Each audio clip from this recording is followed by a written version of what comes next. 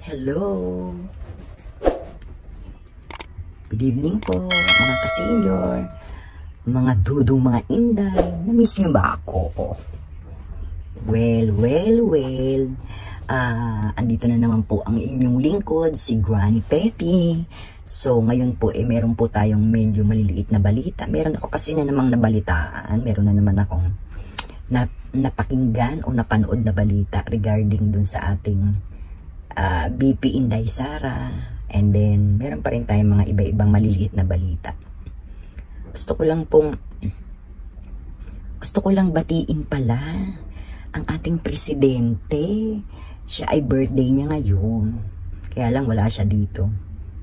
Nasa Singapore siya. May handa kaya siya? Di natin alam. Malamang meron.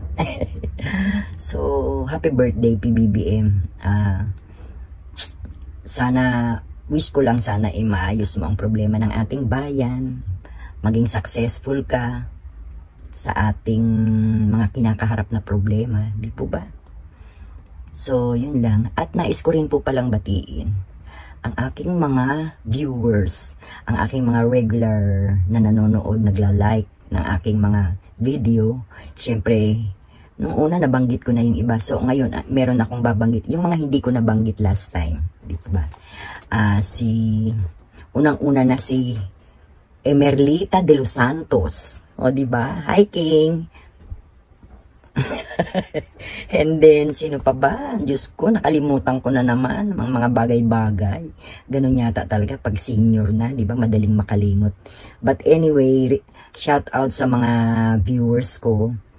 Siyempre, andyan si Nancy, yung aking palang badminton buddy. Birthday niya today. Ka-birthday sila ni Marcos, ni PBBM. Happy birthday, Mr.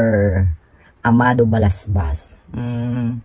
So, yun, isa pa rin yun sa aking mga yung badminton buddy ko.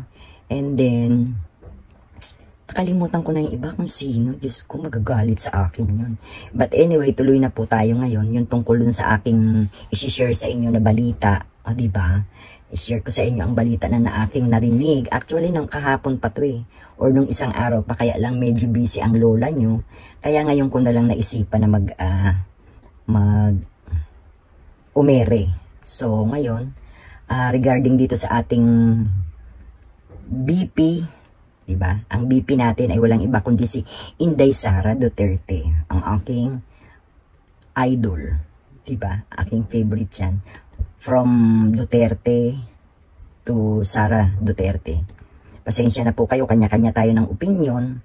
But anyway, gusto kong i-point out itong naging sagot ni Sara. Kasi maraming patutsada kay Sara. Kumbaga lagi nilang nung una, kesyo i-impeach daw nila si Sara, kesyo bakit kini-question nila ang intelligence fund, yung intelligence fund din ng Office of the OBP, kini-question nila, tapos doon naman sa DepEd, ganun din. Pero nung nandoon na sa Kongreso, wala naman silang nagawa. Yung mga makabayang black na yan ang mga, ewan ko ba, laging gumagawa ng mga gumagawa ng mga chika, wala namang mga basihan, diba? Nakakainis. Yun, sabi ko nga, bakit kaya ganun? Tapos nang i-approve sa Senado, diba? Nakatapos na. Ngayon, hanggang ngayon, inaano pa rin nila na meron akong napanood nung kahapon na ang sabi ni Hontiveros, Senator Hontiveros, ang sabi hindi raw special ang DepEd. Hindi raw special dahil nga doon sa nagpuputok ang butsi nila doon sa confidential fund. Gusto nila kumbaga parang i-liquidate, i-submit ang mga resibo. Kaya nga confidential Alam nyo ba yun? Pag confidential, ibig sabihin, hindi yun pinaalam, walang mga resibo, kaya nga confidential. Sana bigyan naman natin ng si Sara Duterte na wala naman siyang bahid ng mga korupsyon na kagaya nyo. Siguro mga malilikot nyong isip, akala nyo kaparis ng ibang politiko si Sara Duterte, ang ating OBP, hindi nyo alam, hindi yan, kaiba yan. 'di ba?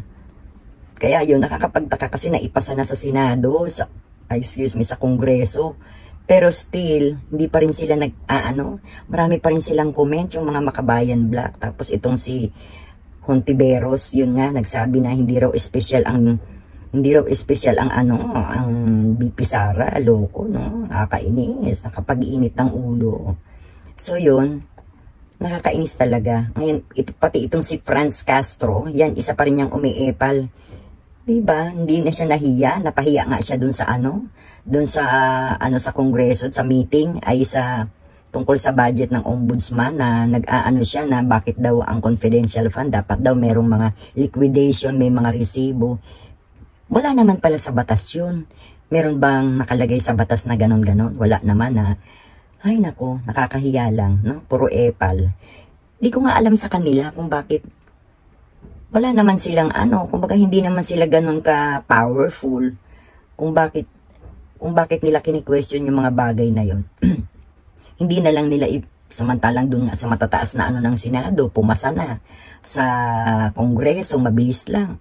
Pagdating sa kanila hanggang ngayon, hindi pa rin sila makamove on. Diba? Yun ang nakakainis. Mahilig mag-epal, kumbaga hindi na lang sila, dapat naiisip nila na sana minsan ka lang maging opisyal ng gobyerno, gumawa ka ng tama, 'di ba? Hindi yung nagpapagulo ka pa. Tapos na yung yung budget deliberation approved na, ngayon eepal pa kayo ng mga kung ano-anong mga kaekekan. Lalo yung pinasisikat si Sara Duterte, 'di ba? Tandaan nyo yan. Yan ang magiging presidente natin. Next 5 years pa after ng term ni PBBM yan. Lalo ngayon, 1 taon pa lang sila sa serbisyo, ang dami nyo ng mga kaikikan, pilit nyo nang sinisira si Sara, kung ano-anong mga chismis nyo. Dapat hindi ganun kasi lalo pong sumisikat ang ating vice-presidente. So yun, nakakahiya, di ba? Sa ombudsman, yung si Franz Castro, wala namang sinabi. Puro lang pagtatanong, puro lang paggaganito, paggaganyan, di na nahiya. Di ba? So, ito naman po ang tungkol. Yan lang po ang masasabi ko. Ay! Meron pa pala akong nakalimutan yung pinakasagot ni OBP ay ni DepEd Secretary Sara tungkol dun sa sinabi ni Hontiveros na sabi niya hindi raw special si Sara. Sinagot ngayon siya ni Sara. Diba? Ang sabi ni Sara kasi she did not respect Franz Castro and ito nga si Hontiveros, hindi raw niya nire-respeto, di ba? Kasi hindi naman talaga kayo karespe-respeto. Kaya hindi kayo nire-respeto ni Sara. Hindi na kayo manahimik, tapos na ang dami niyo pang mga kaekikan. Tapos, ito na nga yun. Sana nga, kayong mga detractors ni Sara Duterte, sana, wala naman kayong nakikita na mali sa ginawa ng ating, DepEd Secretary. Dapat manahimik na kayo. Diba? Hindi nyo na pwedeng bawiin yung tungkol dyan sa mga nyo na mga confidential fund, intelligence fund. Tapos na gumagawa pa kayo ng ingay. Hindi na lang kayo magpakabait. At hintayin ang wala namang kayong ebidensya. O, diba? So, sana hindi na ganun. Pagtulong-tulungan na lang natin ang bayan at ang dami nating problema. Hindi nyo ba alam yun? Diba? Ito mga ating presidente nasa Singapore. O, diba? Ewan ko, bakit ganun? Dami nating problema, nagagawa pa. Anyway, birthday naman niya, di ba? Pagbigyan naman natin. Kasi alam ko namang problema din si PBBM sa mga nangyayari. Kaya lang, syempre, hindi naman siya si Superman para isang ganon, tapos na. So, talagang pinag-aaralan yan. Yun nga, sana nga matapos niya ang lahat ng problema, masolusyonan, yung tungkol dyan sa price ceiling, tungkol dyan sa mga kung ano-anong mga kaek-ikan, diba? Sa mga farmers natin na nakakaawa naman. Ang nakakaawa ngayon, alam nyo, sa totoo lang, yung mga pamilya na daily wage earner lang, diba? Kasi sa sobrang taas ng bilihin, natural, sila ang apektado ng husto. Diba? Yung mga ganyan na mga daily wage earner, lalo na pagdating sa probinsya, hindi naman, iba ang doon rate Nasa 400 something yata. Samantalang dito, I don't know kung dumating na tayo ng 600 o sa Metro Manila. Kasi alam ko dati 500 plus. Ewan ko lang ngayon kung tumaas na naging 600. But yun nga ang sinasabi ko po na ang apektado ng husto yung mga nagtatrabaho ng daily wage earner lang o kaya construction, di ba? Ang laki ng impact sa kanila, lalo na ngayon yung bigas na sinasabi natin na napakataas, di ba? Kahit pa sabihin nila na may price ceiling, mataas pa rin. Kaya ang mostly affected dyan sa mga bilihin na yan, yung mga kababayan natin na mga hindi mo naman sasabing, yun talagang walang source of income na medyo mataas. Kumbaga, yung income nila kulang pa. Mas lalo na ngayon na tumaas ang bilihin. Di mas lalong kulang. Diba? So, yun. Meron naman po tayo tungkol doon sa kay Maria Reza. Diyos ko. Na ano siya, acquitted siya sa kanyang kaso na tax evasion. Natutuwa din siya kasi parang narinig ko doon sa balita, ang sabi niya, parang yung pagkakaiba daw ng administration last time, ibig niya sabihin yung kay Duterte at yung administration ngayon. 'Di ba? Ibig sabihin parang meron siyang pinupunto doon sa na hindi magandang administrasyon last time compared dito sa ngayon. Parang bulag, 'di ba? Bulag. Well, anyway, hayain natin siya. Ang mahalaga, yung ating justice system ay gumagana. 'Di ba? Hindi yung sasabihin nila na ang ating justice system pagka hindi gumagana, kaya nga idinimanda nila si Digong sa sa international court dahil hindi raw gumagana ang justice system dito. O ngayon naging pabor sa kanya ang desisyon ng korte. Tuwan-tuwa na siya, 'di ba, na maganda yung itsura niya, na amaze siya kasi pabor sa kanila dahil na-acquit siya. Pero kung hindi pabor sa kanila, kung ano-ano na naman ang sasabihin niya, kesyo, walang ngipin ang batas, walang ganito, walang, ewan ko ba, nakakainis. Diba? So, yun, parang, sana man lang, hindi sila nagsasalita ng hindi maganda, diba? Kasi, alam naman natin na gumagana ang mga justice system natin lahat-lahat. So, dapat pinag-isipan nila yung mga sinabi nila before. Tapos ngayon na na-acquit siya, bigla siyang kakambyo, iba na naman yung pinupunto ng salita niya. Di po ba? Parang, ano ba yun? Hindi na lang tayo magpakabait sa buhay natin. Ayaw nyo ba ng, pag nawala kayo sa mundo, at sasabihin ng mga tao, yung tao na yan, matuwid yan, mabait yan, ganito, ganyan. O, di ba? Ang sarap pakinggan. Pero kung mga salbahe kayo, buti nga sa kanya, nategi siya. Diba? So, yun. Ito naman po, yung tungkol naman sa ating West Philippine Sea. Nakaraan di ba nakaraan yung mga magsusupply ng mga pagkain ng ating mga kasundaluhan doon sa BRP Sierra Madre. Ang nangyari, parang nakipagpatintero na naman yung ating ngayon so far nakaraan naman yung ating mga ating mga barko. Yung lancha pala, yung maliit na barko na nagdadala ng mga supplies, food supplies ng ating mga kasundaluhan na nandoon sa BRP Sierra Madre. Parang ang taas ng tensyon, di ba? Napanood nyo ba? Parang ang taas ng tensyon ng itong mga barko ng China at yung barko natin na magdadala ng parang kasing feeling ko lang, parang ang gusto talaga mangyari kahit dahil nakabantay doon, ang dami, hindi ko lang maalala kung ilan yung barkong malalaki ng China na nandoon na nagbabantay. Parang talagang gusto na talaga nila na angkinin, di ba? Gusto na nilang angkinin ang West Philippine Sea, yung parte ng Ayungin Shoal. O di ba, nakakainis. At ganun ang mga inaasta nila, hindi na sila nahiya sa sarili nila. So yun, nakakainis.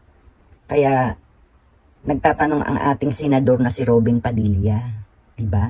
Nagtatanong siya ng tungkol doon sa presensya ng mga eroplano na, kasi last time nung naghatid ng food supplies, merong eroplano ng Amerika na parang nagpapatrolya ba doon sa ere habang ongoing ang paghahatid, habang nakikipagpatintero tayo sa mga barko ng China.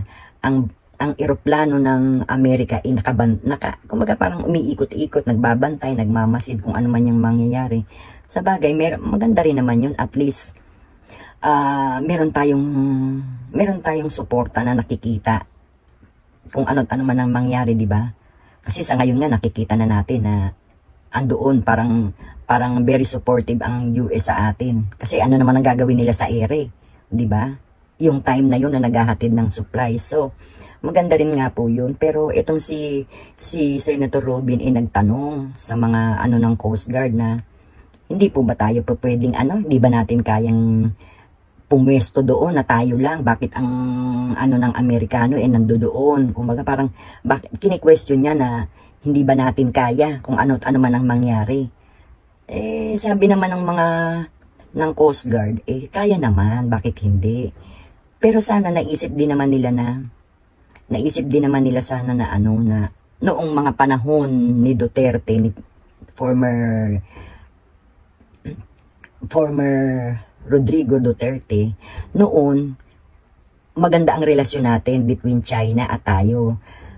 Yun ang ginawa ni PRRD, naging naging ano bang tawag doon? Kumbaga nakipagkaibigan siya para hindi tayo maganyan, kagaya ng nangyayari ngayon. Napanatili niya ang hindi tayo nakuhaan ng kung ano mang pag-aari ng ating mga soberenya, hindi tayo nakuhaan ng China, walang mga ganyang mga maneuver, walang mga ganyang harang-harang sa ere, ay sa karagatan.